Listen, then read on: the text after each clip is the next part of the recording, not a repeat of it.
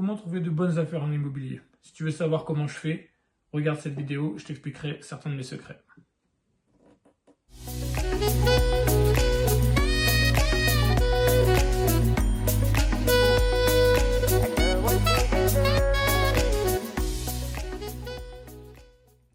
Alors bonjour, moi c'est Lionel d'ML Immobilier et sur cette chaîne bien sûr on parle d'immobilier mais pas que, on parle aussi d'opérations de marchand de biens, de grosses plus-values et d'achat-revente. Donc si notre contenu t'intéresse, n'hésite surtout pas à t'abonner à la chaîne et tu peux aussi activer la cloche pour recevoir les notifications de toutes nos nouvelles vidéos. Alors le premier point à savoir pour trouver des bonnes opérations, c'est de comprendre que le marché n'est pas fait pour les bons investisseurs.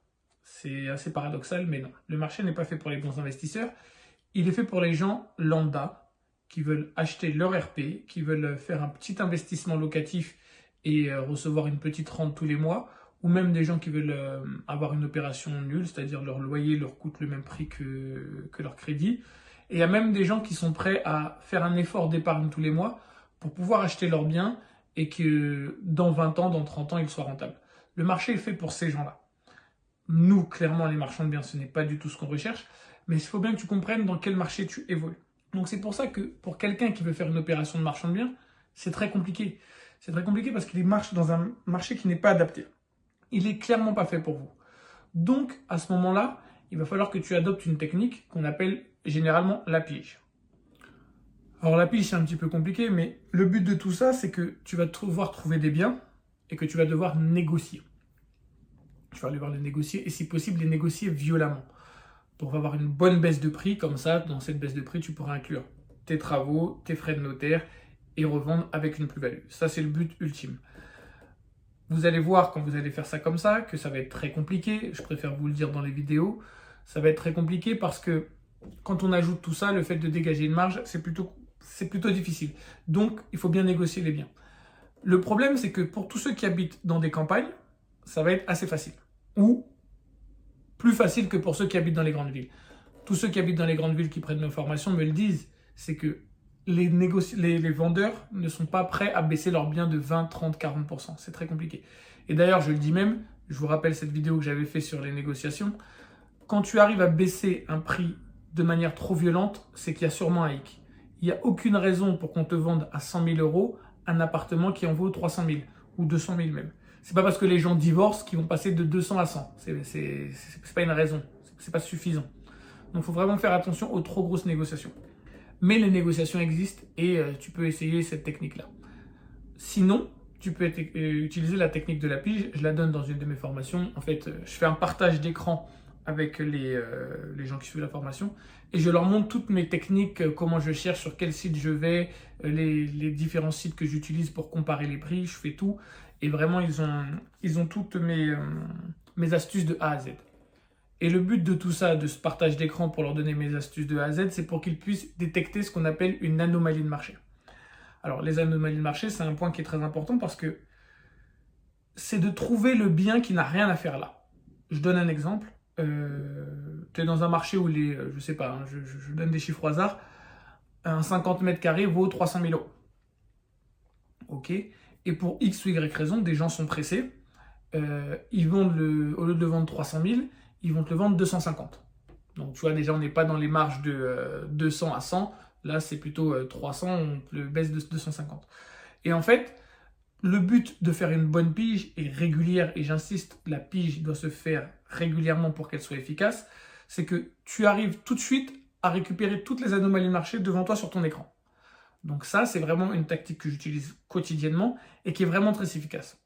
Maintenant, désolé de noircir le tableau, c'est pas parce que tu détectes les anomalies de marché que tu vas faire une affaire. Attention, parce que toi, tu les détectes, mais il y a d'autres personnes qui vont les détecter. Et malheureusement, ça va être au plus rapide. Et il y a des gens parfois qui sont pas assez rapides parce qu'ils travaillent, parce que ceci, parce que cela, ils peuvent pas les saisir. Ça, c'est une première partie. Et puis, il y a aussi des gens qui trouvent les anomalies de marché. Donc, toi, là, tu peux faire une pige, trouver un bon petit bien. Tu vois qu'il y a une bonne affaire, tu y vas. Et finalement, ton dossier n'est pas sélectionné. Et c'est là qu'on voit que le dossier n'est pas sélectionné parce que tu n'as pas une bonne tenue de compte ou ton profil ne correspond pas à celui à ce que le vendeur recherche parce qu'il veut vendre vite ou il veut vendre bien. D'ailleurs, j'ai fait une autre vidéo là qui est sur l'épargne, l'importance de l'épargne. Croyez-moi, l'épargne, c'est le point déterminant pour pouvoir se lancer. Donc, tu arrives tu as chopé l'anomalie de marché, tu as visité et on t'a pas choisi. Ça te fait ça une fois, ça te fait ça 2 fois, donc après ça commence à être saoulant et je peux le comprendre. Donc là, pour toi, il y a une 3e méthode que j'utilise aussi. Cette 3e méthode, c'est la méthode de trouver des biens à potentiel. Clairement, c'est ce que j'utilise beaucoup. Je dirais pas le plus parce que j'ai pas fait de statistiques, je vais pas me contredire, mais c'est quelque chose que j'utilise beaucoup.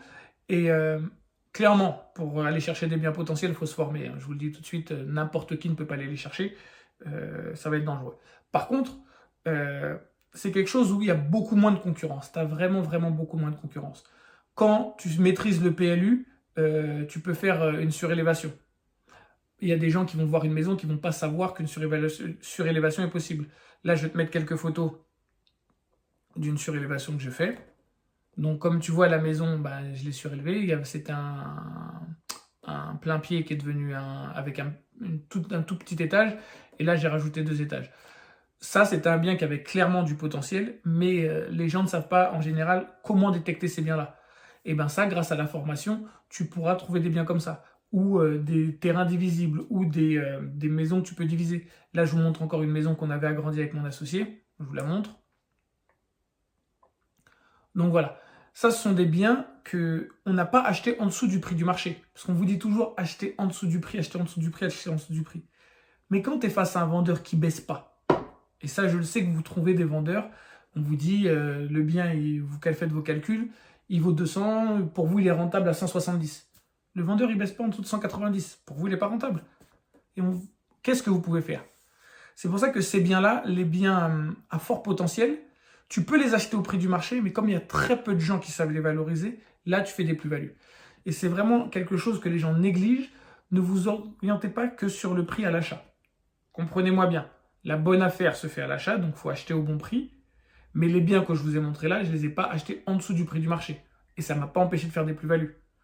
Donc voilà, ça c'était une idée à vous deux que je tenais à vous donner. C'était une vidéo pour vous montrer qu'il n'y avait pas que la méthode de la négociation agressive, même si elle est bonne. Il faut quand même être régulier dans ses piges pour y arriver et bien tenir ses comptes. Si vous êtes d'accord avec moi, n'hésitez pas à me le mettre dans les commentaires. Si vous n'êtes pas d'accord avec moi, n'hésitez pas à me dire pourquoi vous n'êtes pas d'accord et je vous répondrai avec plaisir. Je vous dis à bientôt et dans la prochaine vidéo.